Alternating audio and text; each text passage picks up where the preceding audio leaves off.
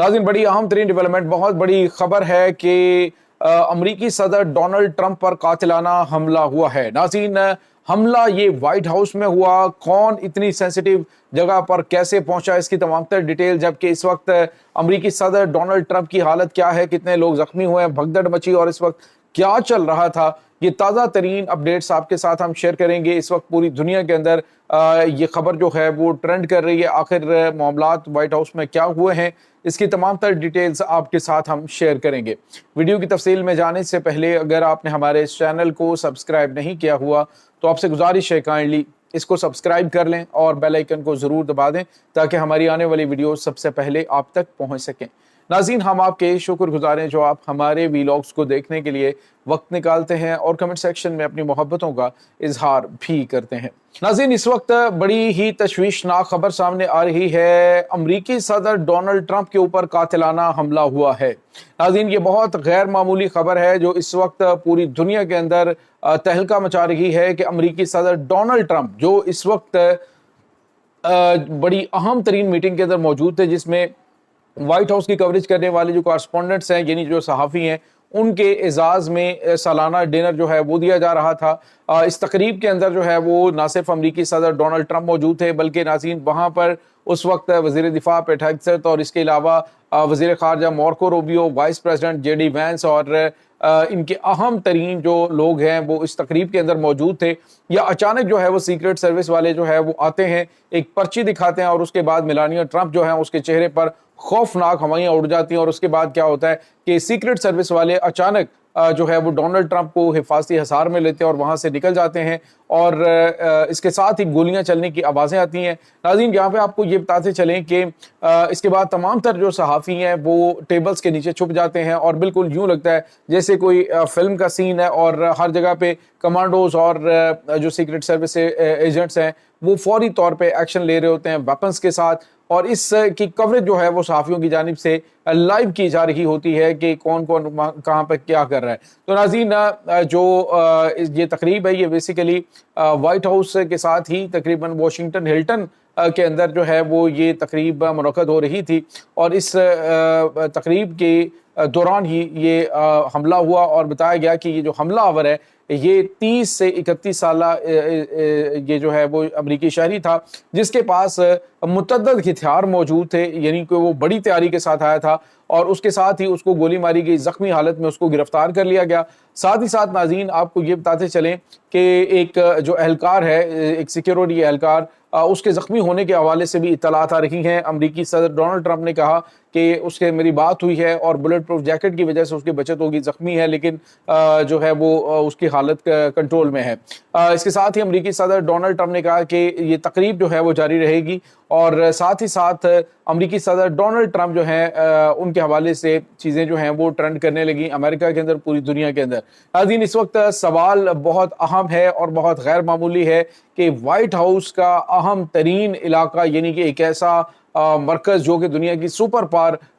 समझी जाने वाली अमरीकी रियासत का, अमरीका का सबसे सेंसिटिव इलाका है जहाँ पे चप्पे चप्पे पे सिक्योरिटी मौजूद होती है, उसकी लॉबी तक पहुंचने वाला ये हमलावर किस तरह से पहुंचा और उसके इतने ज़्यादा तबाहकुन असलहे के साथ वो कैसे वहां तक पहुंच गया, ये बहुत बड़ा बड़ा सवाल है। नाज़रीन, यहाँ पे आपको ये भी बताते चलें कि इस वक्त ये भी बातें की जा रही हैं मुख्तलिफ लोगों की जानिब से, चूँकि ईरान पर हमले के बाद अमरीकी सदर डोनाल्ड ट्रंप की मकबूलियत में बेतहाशा कमी आ चुकी है। मे बी कि एक ड्रामा स्टेज किया गया हो ये सारा, लेकिन इस वक्त कुछ भी कहना कबल वक्त होगा। लेकिन जो पकड़ा गया है हमलावर,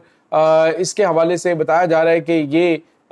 जो पर्ची उसने दिखाई थी सीक्रेट सर्विस एजेंट ने, जिसमें बताया था कि वो मेंटल है और उसके पास बहुत सारा असला और गोला बारूद है, जिसके बाद लोगों के चेहरों पर हवाइयाँ उड़ गई और लोग जो है वो परेशान हो गए। शदीद पैनिक सिचुएशन जो है व्हाइट हाउस के अंदर नज़र आई वाशिंगटन हिल्टन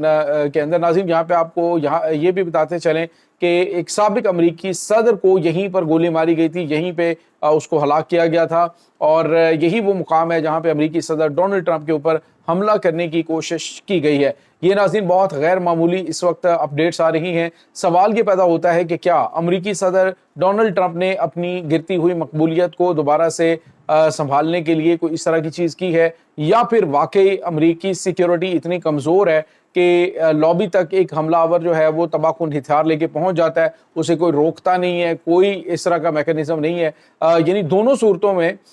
بہت بڑے بڑے سوالات ہیں. ناظرین, آپ کو یاد ہوگا امریکی صدر ڈونلڈ ٹرمپ جو ہے جب یہ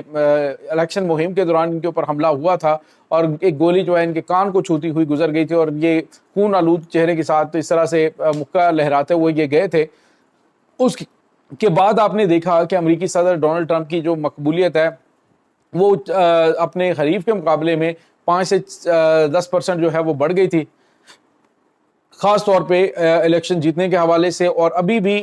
جو صورتحال ہے وہ یہ ہے کہ ایران پر حملہ کرنے اور پوری دنیا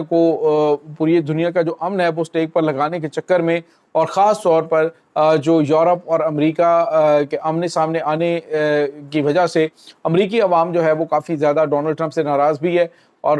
اس وقت جو ملٹری اسٹیبلشمنٹ ہے اس کے اندر بھی بتایا جا رہا ہے کہ کچھ معاملات خراب ہیں. ناظرین, یہاں پہ آپ کو یہ بتاتے چلیں کہ اس وقت صورتحال کافی زیادہ تشویشناک بتائی جا رہی ہے, اور امریکی صدر ڈونلڈ ٹرمپ کی سیکیورٹی کے حوالے سے انہوں نے کہا جی کہ ہمارے جو سیکریٹ سروس اور ہمارے کمانڈوز ہیں انہوں نے بر وقت ایکشن لیتے ہوئے اس کارروائی کو ناکام بنایا ہے. لیکن ناظرین,